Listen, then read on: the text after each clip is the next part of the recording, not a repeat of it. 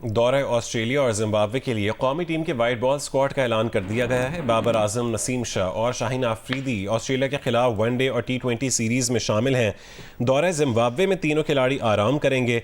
मोहम्मद रिजवान को कप्तान और सलमान अली आगा को नायब कप्तान बनाए जाने का इम्कान है, जबकि ऑस्ट्रेलिया के खिलाफ वनडे स्क्वाड में नए चेहरे शामिल किए गए हैं। अरफात मिन्हास, फैसल अकरम, मोहम्मद इरफान न्यासी, हसीबुल्लाह, कामरान गुलाम और मोहम्मद हसनैन वनडे स्क्वाड का हिस्सा। दीगर खिलाड़ियों में आमिर जमाल, हारिस रऊफ, नसीम शाह, साइम अयूब, सलमान अली आगा शामिल। ऑस्ट्रेलिया के खिलाफ T20 सीरीज में सुफियान मुकीम, उमैर बिन यूसुफ, जहादात खान को स्क्वाड में शामिल कर लिया गया है। उस्मान खान, साहबजादा फरहान, अब्बास आफरीदी, हारिस रऊफ भी ऑस्ट्रेलिया के खिलाफ T20 स्क्वाड का हिस्सा होंगे।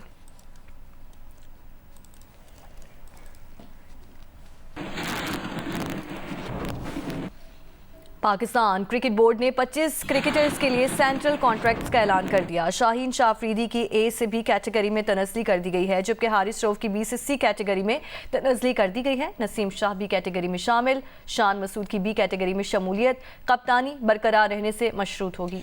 बाबर आजम और मोहम्मद रिजवान की कैटेगरी बरकरार रहेगी। सरफराज अहमद, इमामुल हक, इफ्तिखार अहमद, फ़खर जमान, मोहम्मद नवाज, हसन अली, उसामा मीर और इमाद वसीम सेंट्रल कॉन्ट्रैक्ट में शामिल नहीं हैं।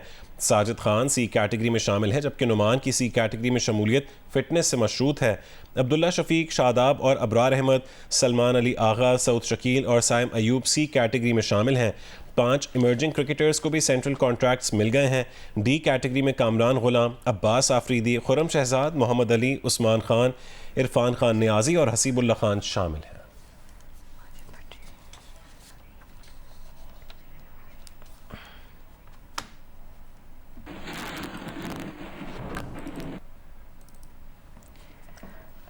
और इसी मौजू पर बात करने के लिए हमारे साथ टेलीफोन लाइन पर मौजूद हैं याहिया आफरीदी और अब्दुल माजिद भट्टी। अब्दुल माजिद भट्टी साहब, सबसे पहले आपसे ये जानना चाहेंगे कि ऑस्ट्रेलिया और जिम्बाब्वे के खिलाफ सीरीज़ में सेलेक्टर्स ने स्क्वाड में काफ़ी नए चेहरों को मौका दिया है, ख़ास तौर पर इरफात मिन्हास, फैसल अकरम, सुफियान और इरफान न्याजी, हसीबुल्लाह स्क्वाड का हिस्सा हैं। कैसे देखते हैं इस डेवलपमेंट को? देखिए, मैं आपके सवाल का जवाब देता हूं, लेकिन जो इस वक्त जो बड़ी खबर आई है पाकिस्तान क्रिकेट बोर्ड हेडक्वार्टर से, वो ये है कि कप्तान का ऐलान पाकिस्तान क्रिकेट बोर्ड ने मेरे ख्याल में मजीद थोड़ा ताखीर का शिकार है। पहले 3:15 बजे प्रेस कॉन्फ्रेंस कर ली थी मोहसिन नकवी साहब ने, फिर 3:30 बजे का टाइम आया।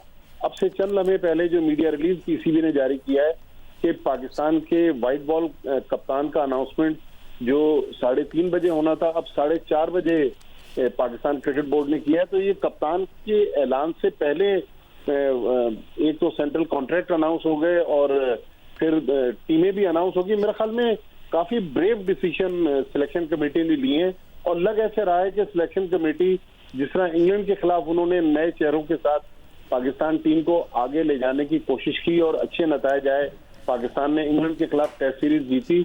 इससे अब यही लग रहा है कि पाकिस्तान क्रिकेट बोर्ड और पाकिस्तान की सिलेक्शन कमेटी इस बात पे मुत्तफिक है कि डोमेस्टिक क्रिकेट को रिस्पेक्ट देते हुए उन लड़कों को जो डोमेस्टिक क्रिकेट में परफॉर्म कर रहे हैं, अपकमिंग हैं।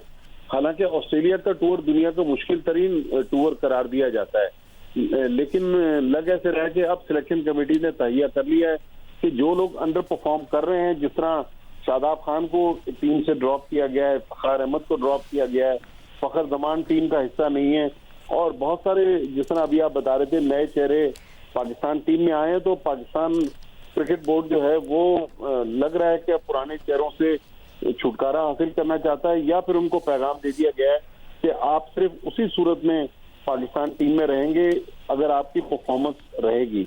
लेकिन मुझे सिर्फ एक एतराज है कि सेंट्रल कॉन्ट्रैक्ट की जो A कैटेगरी है उसमें बाबर आजम को बरकरार रखना, ये मेरे ख्याल में थोड़ी सी नाइंसाफी है, क्योंकि हम जो नया सेंट्रल कॉन्ट्रैक्ट देते हैं वो 1 जुलाई से 30 जून तक की जो पिछले साल की परफॉर्मेंस होती है उस पर सेंट्रल कॉन्ट्रैक्ट दिया जाता है। तो मेरे ख्याल में पिछले 1 साल में बाबर आजम की इतनी आउटस्टैंडिंग परफॉर्मेंस नहीं है कि वो A कैटेगरी में रिटेन किए जाते। जिस तरह शाहीन शाह अफरीदी को डिमोट किया गया, मेरा ख्याल है, ये मेरी जाती राय है, हो सकता है बहुत सारे लोग इत्तेफाक ना करें, कि बाबर आजम को भी B कैटेगरी देना चाहिए थे, लेकिन जाहिर है अब अनाउंसमेंट हो गया। लेकिन बहरहाल इमर्जिंग प्लेयर्स को सेंट्रल कॉन्ट्रैक्ट में रखना और बहुत सारे नए चेहरों को लाना, ये एक ब्रेव और अच्छा डिसीजन है। उम्मीद यही है कि इससे पाकिस्तान क्रिकेट को फायदा होगा। याया हुसैनी की जानिब बढ़ेंगे, स्पोर्ट्स जर्नलिस्ट हैं, हमारे साथ मौजूद हैं। याया, कहिएगा, सबसे पहले तो टीम के स्क्वाड का ऐलान कर दिया गया है। ऑस्ट्रेलिया और जिम्बाब्वे के खिलाफ सीरीज़ में सिलेक्टर्स ने स्क्वाड में काफ़ी नए चेहरों को मौका दिया है। कैसा देखते हैं आप इस फैसले को, इन चेंजेस को?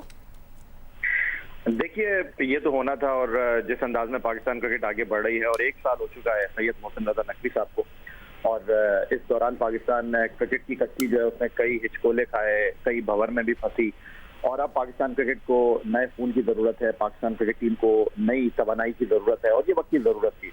और जो टीम का अनाउंसमेंट किया गया है, अगर जो हैरानकुन टीम के अंदर तब्दीली है, एक तरफ मीडिया में खबरें चल रही थी कि नौजवान विकेट कीपर मोहम्मद हारिस जो पाकिस्तान शाहीन्स के साथ बतौर कप्तान गए emerging Asia cup cricket tournament में, वो पाकिस्तान टीम की कप्तानी के उम्मीदवार है, वो आपको कहीं दिखाई दे नहीं रहे हैं।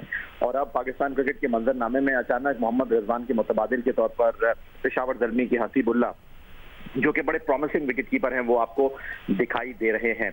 जहां तक पाकिस्तान क्रिकेट में नई तब्दीली की बात है, नए चेहरों की बात है, ये इस बात की गमाजी कर रही है कि पाकिस्तान क्रिकेट अब एक नई सोच के साथ, एक नए विजन के साथ आगे बढ़ना चाहती है। काफी इंतजार किया सैयद मोहसिन रजा नकवी साहब ने, कभी उन्होंने सर्जरी की बात की, कभी उन्होंने एक बात की कि जी कई शहरों को उड़ा दिया जाए, लेकिन जिस तरह पाकिस्तान क्रिकेट इस वक्त चल रही है, अब पाकिस्तान क्रिकेट को इन नए चेहरों की जरूरत है। लेकिन जो एक चीज वाज़ेह तौर पर आपको दिखाई दे रही है वो ये है कि जो पाकिस्तान क्रिकेट बोर्ड ने 5 मेंटोर बनाए हैं, उनका विजन कुछ और है, और पाकिस्तान क्रिकेट बोर्ड का जो थिंक टैंक है उसका विजन बिल्कुल डिफरेंट है। अगर तो शादाब खान को आपने अपने फ्यूचर प्लान में नहीं रखना, तो फिर उनको कप्तानी देने का मतलब समझ नहीं आता। दूसरी तरफ फ़हीम अशरफ, उनके ऊपर काम करना चाहिए, और सैयद मोहसिन रजा नकवी साहब को अपनी टीम के साथ इस बात पर जरूर बात करनी चाहिए कि जो हाई परफॉर्मेंस सेंटर है पाकिस्तान क्रिकेट बोर्ड का, वहां पर ऐसा नहीं जिस तरह भी बाबर आजम को टेस्ट टीम से ड्रॉप किया गया तो लोगों ने बात करना शुरू कर दी है जी पाकिस्तान क्रिकेट एक नई डायरेक्शन में चली गई है, बाबर आजम के बगैर जीतना शुरू कर दिया है। बाबर आजम, शाहीन शाह अफरीदी, नसीम शाह, ये पाकिस्तान क्रिकेट की हकीकत हैं, और इनके बगैर पाकिस्तान टीम बनती नहीं है। इनको भी पाकिस्तान क्रिकेट के लिए मुस्तकबिल में परफॉर्म करना है। वो कहते हैं ना कि फॉर्म टेम्परेरी, क्लास परमानेंट। अच्छी कारकर्दगी का मुजाहरा नहीं कर रहे थे, आप कामरान गुलाम को लेकर आए, आप साजिद को लेकर आए, आप दूसरे खिलाड़ियों को लेकर आए, वो पाकिस्तान टीम की जीत की जमानत बने। लेकिन उसके साथ साथ आपको सबको साथ लेकर चलना है। और एक चीज जो वाज़ेह तौर पर इधर दिखाई दे रही है कि जिस तरह अभी अब्दुल माजिद भट्टी साहब ने फरमाया कि टीम के कप्तान के अनाउंसमेंट में मजीद ताखीर की गई है। देखिए, जो टीम का कैप्टन होता है वो टीम के स्क्वाड के हवाले से मशावरत करता है, लेकिन अभी 4 टीमों का अनाउंसमेंट हो गया है, कप्तान का अनाउंसमेंट नहीं हुआ। तो इसका वाज़ेह मतलब यह है कि अब ड्राइविंग सीट पर जो है वो पाकिस्तान क्रिकेट बोर्ड का थिंक टैंक होगा। क्रिकेट टीम का जो कप्तान है, माजी में कुछ साल पहले तक वो बहुत ज्यादा जो है वो इंटरफेयर कर रहा था, लेकिन अब क्रिकेट टीम का कप्तान जो है बज़ाहिर ऐसा लग रहा है कि उसको बहुत मेहनत करनी पड़ेगी अपने आप को बनाने के लिए, अपने आप को मनवाने के लिए। अच्छी बात है, लेकिन उसके साथ साथ पाकिस्तान टीम के इन नौजवान नए खिलाड़ियों के ऊपर बड़ी भारी जिम्मेदारी होगी, जिनके ऊपर पाकिस्तान क्रिकेट ने एतमाद किया है। बाकी कुछ खिलाड़ी शामिल नहीं है सेंट्रल कॉन्ट्रैक्ट में, कुछ टीम का हिस्सा नहीं है, ये डिबेट तो चलती रहेगी। ठीक है, याया हुसैनी आप हमारे साथ ही रहेगा। सिकंदर वक्त ने भी हमें ज्वाइन किया है। सिकंदर वक्त, मोहम्मद हसनैन की वनडे स्क्वाड में वापसी हुई है, कैसे देखते हैं? लंबे अरसे बाद वो टीम में आ रहे हैं, और पाकिस्तान के लिए कितना अहम है हसनैन का स्क्वाड में होना?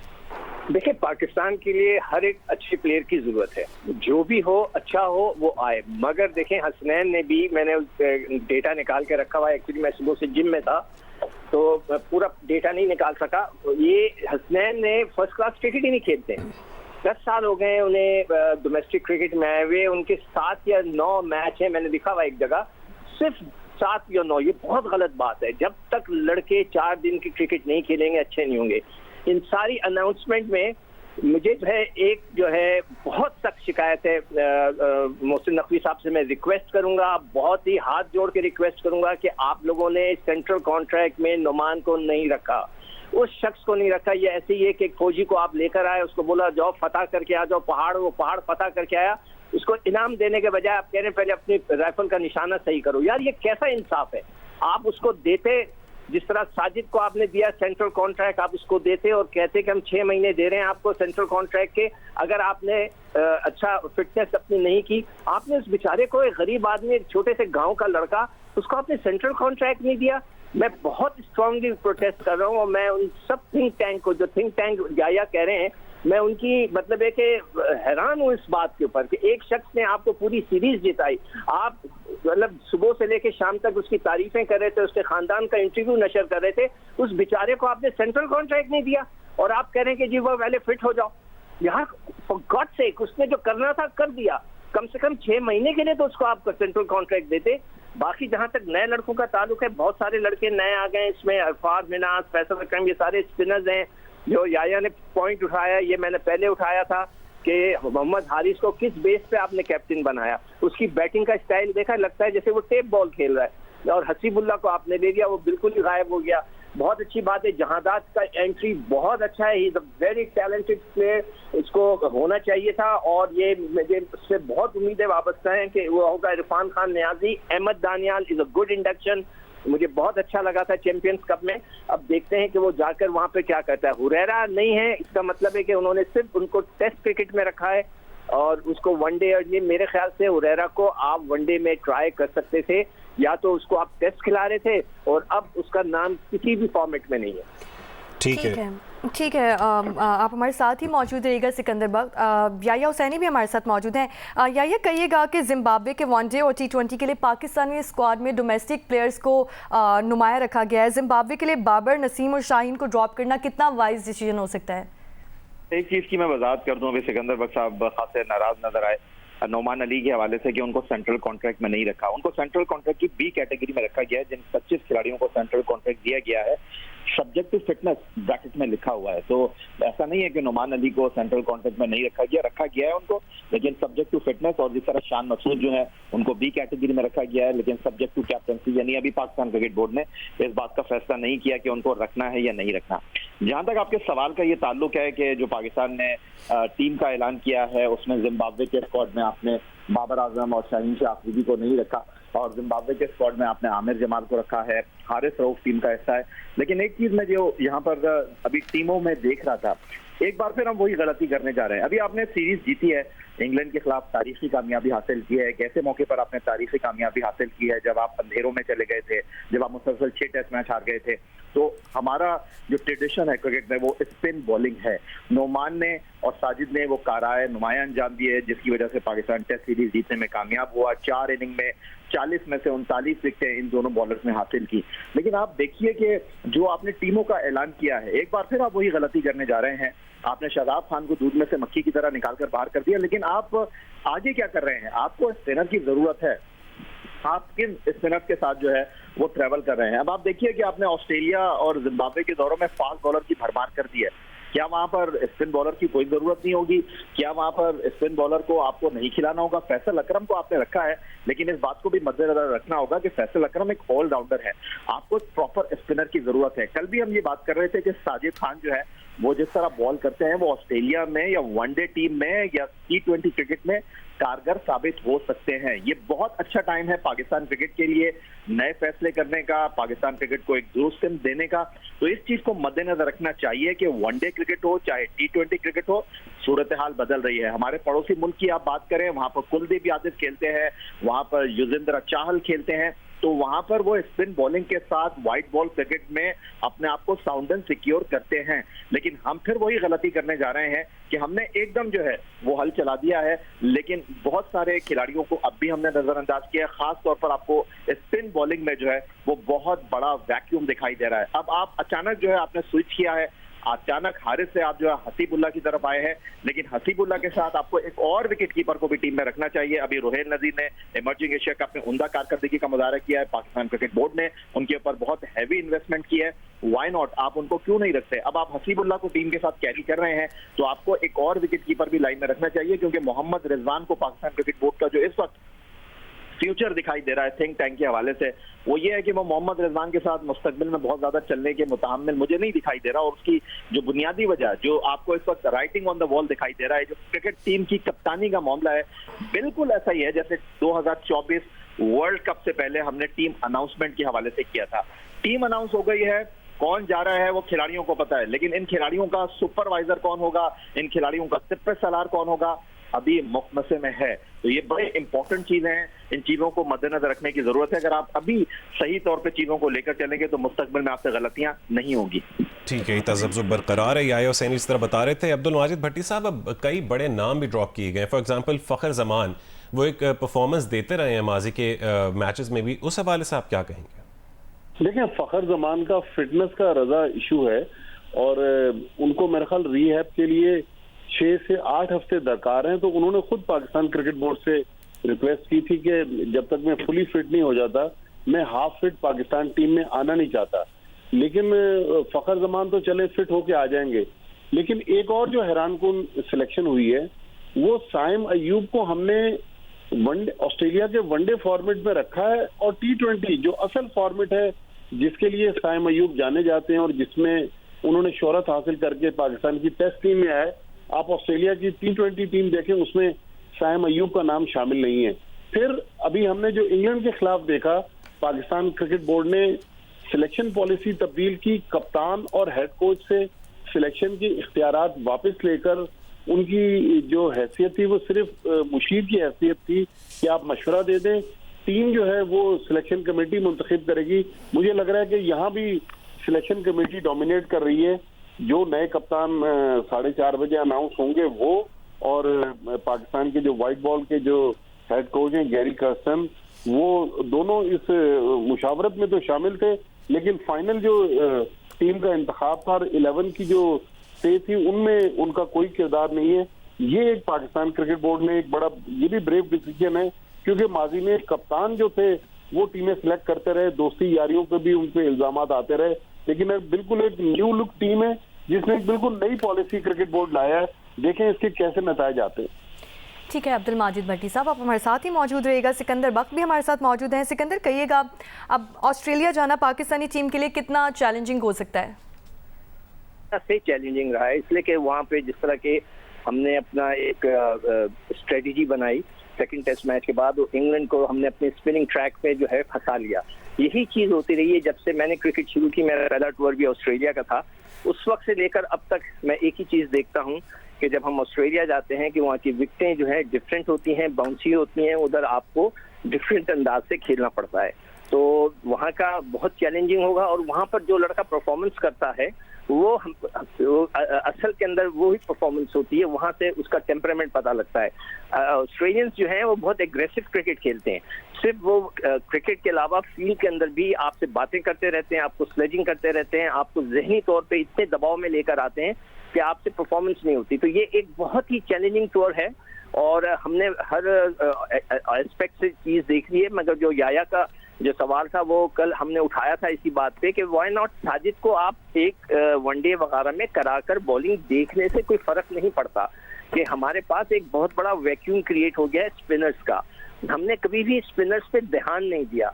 हमारे पास जो स्पिनिंग कोचेस आए उन्होंने भी कभी स्पिनर्स को बनाने की कोशिश नहीं की। अब जितने नए बच्चे जा रहे हैं उनको देखना पड़ेगा कि वो वहां जाकर उस एनवायरनमेंट में जो ऑस्ट्रेलिया का टूर है उसके अंदर वो कैसी परफॉर्मेंस देते हैं, इसलिए कि उनका रोल इतना बहुत इंपॉर्टेंट भी होता है कई दफा स्पिनर्स का। ऑस्ट्रेलिया के अंदर नेथन लाइन जो है उनके एक ऐसा स्पिनर है जिसने 350 विकेट टेस्ट की ली हुई है। शेन वॉन वहाँ के बॉलर हैं, मैकगिल वहाँ के बॉलर हैं। वहाँ ऑस्ट्रेलिया में स्पिनर्स बड़े काम आते हैं।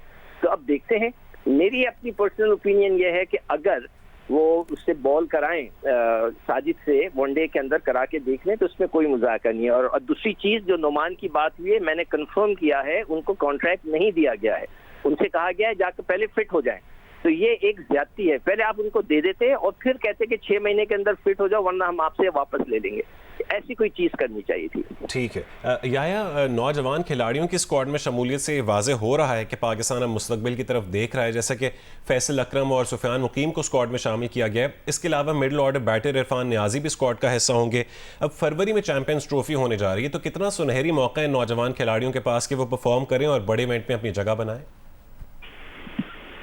देखिए, बात दरअसल ये है कि आपको फिलहाल तो दिखाई दे रहा है कि पाकिस्तान क्रिकेट के मंजरनामे पर बहुत सारे नए नाम आ गए हैं और बहुत सारी तब्दीलियां इस वक्त आपको नजर आ रही हैं। लेकिन हकीकत पसंदाना अंदाज में अगर आप गहराई में जाकर देखेंगे तो इस वक्त आपको बहुत ज्यादा जो है वो पाकिस्तान क्रिकेट में चैलेंजेस नजर आएंगे, कियोस नजर आएंगे।